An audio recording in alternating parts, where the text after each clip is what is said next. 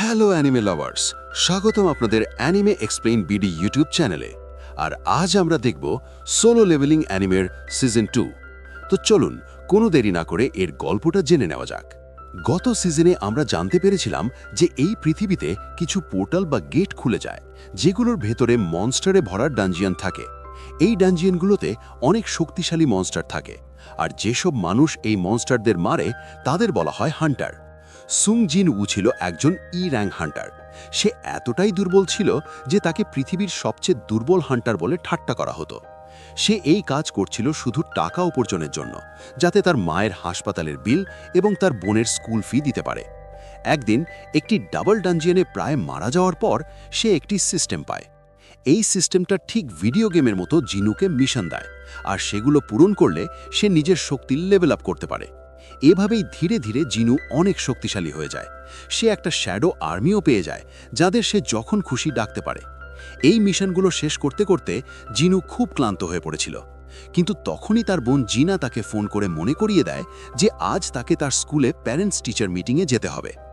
জিনু দ্রুত স্কুলে পৌঁছে যায়, আর তাকে দেখে জিনা অবাক হয়ে যায়, কারণ সে আগের থেকে অনেক আলাদা লাগছিল। সে নতুন কাপড় পরেছিল এবং স্টাইলিশ হেয়ার কাট করিয়েছিল। স্কুলের মেয়েরা জিনুকে দেখে তার প্রতি আকৃষ্ট হতে থাকে, আর এই নিয়ে জিনা তাকে মজা করে।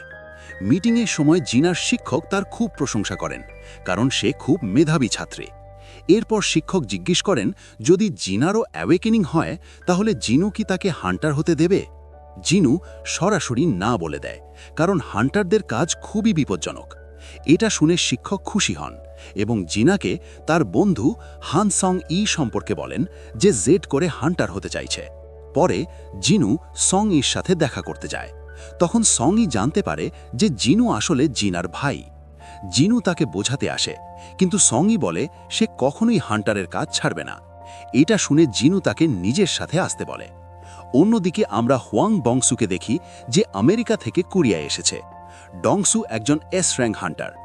এদিকে হান্টার অ্যাসোসিয়েশনের ম্যানেজার উ জিন চুল তাকে থামানোর চেষ্টা করে, কিন্তু কেউই তাকে আটকাতে পারে না। হান্টার গিল্ডের হেডকোয়ার্টারে আমরা চই জং এন এবং চা হে ইনকে দেখি।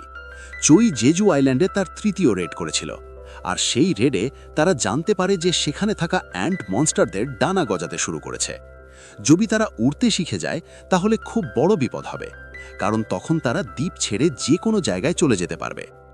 এরপর আমরা একটি সি র্যাঙ্ক গেট দেখি, যেখানে জিনু সং ইকে নিয়ে আসে। জিনু মিস্টার আনের কাছ থেকে এই গেটে ঢোকার অনুমতি নিয়েছিল। জিনু ভেবেছিল যখন সং ই গেটের ভেতরে ভয়ঙ্কর মনস্টার দেখবে তখন সে নিজেই হান্টার হওয়ার চিন্তা ছেড়ে দেবে, কিন্তু সং ই ভাবছে জিনু কাকে ট্রেনিং দিতে এনেছে। এই গেট আসলে নতুন হান্টারদের প্র্যাকটিসের জন্য ছিল। এখানে কিম চুল নামে একজন র্যাঙ্ক হান্টার ছিল, যে একজন ট্যাঙ্ক এবং এই দলের লিডার। সে জিনু এবং সং এর মতো নিচু র্যাঙ্কের লোকদের দেখে রেগে যায় এবং ভাবে মিশনে তারা বোঝা হবে।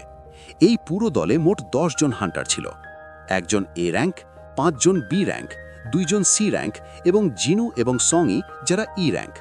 জিনু ভাবছে সে তো শুধু সং ইকে ভয় দেখাতে এসেছে যে হান্টারের জীবন কতটা বিপজ্জনক, কিন্তু এত ভালো টিম দেখে সে মনে করল তাদের কোনো সমস্যা হবে না। এরপর হিউন কিচুল জিনুকে বলে ভেতরে যেন সে লড়াই না করে, যাতে নতুনরা কিছু শিখতে পারে। হিউন জানত জিনু কতটা শক্তিশালী। দলটি গেটের ভেতরে ঢোকার সাথে সাথে জিনু কিছু অদ্ভুত অনুভব করে। হঠাৎ গেটটি রেড গেটে পরিণত হয়ে যায়। এটা দেখে জিনু দ্রুত সং ইকে ধরে গেট থেকে বের হতে চায়, কিন্তু ততক্ষণে গেট সিল হয়ে যায়। জিনু চিৎকার করে আনকে বলে যেন দ্রুত স্ট্রাইক টিমকে খবর দেয়। এদিকে জিনু এবং বাকিরা একটি বরফে ঢাকা জায়গায় পৌঁছে যায়। সং ই জিজ্ঞেস করে রেড গেট আর নর্মাল গেটের পার্থক্য কি। জিনু বলে রেড গেট অনেক বেশি বিপজ্জনক। একবার ঢুকলে কেউ বাইরে যেতে পারে না এবং কেউ ভেতরেও ঢুকতে পারে না।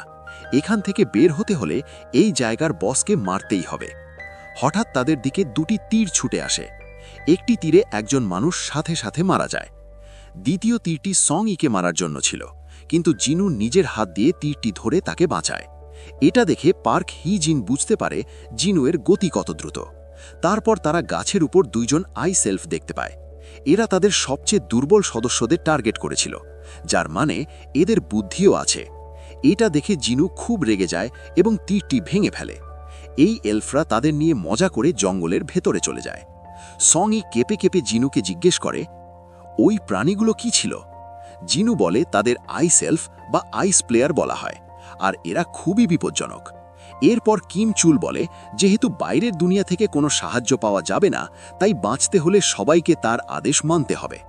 কিম প্রস্তাব করে দলকে 2 ভাগে ভাগ করার। তার দল বসকে খুঁজে মারবে।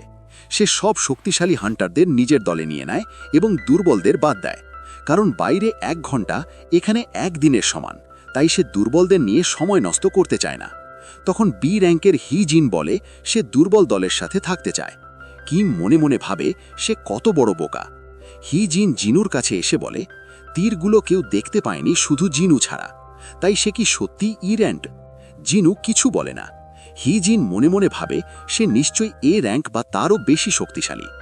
এরপর কিম তার দল নিয়ে চলে যায় এবং জিনু তার দল নিয়ে অন্যদিকে যায়। এবং এখানেই এই এপিসোড শেষ হয়ে যায়। তো বন্ধুরা, আপনাদের এই প্রথম এপিসোডটি কেমন লাগলো? কমেন্ট করে অবশ্যই জানান। ভিডিও ভালো লাগলে লাইক ও শেয়ার করুন।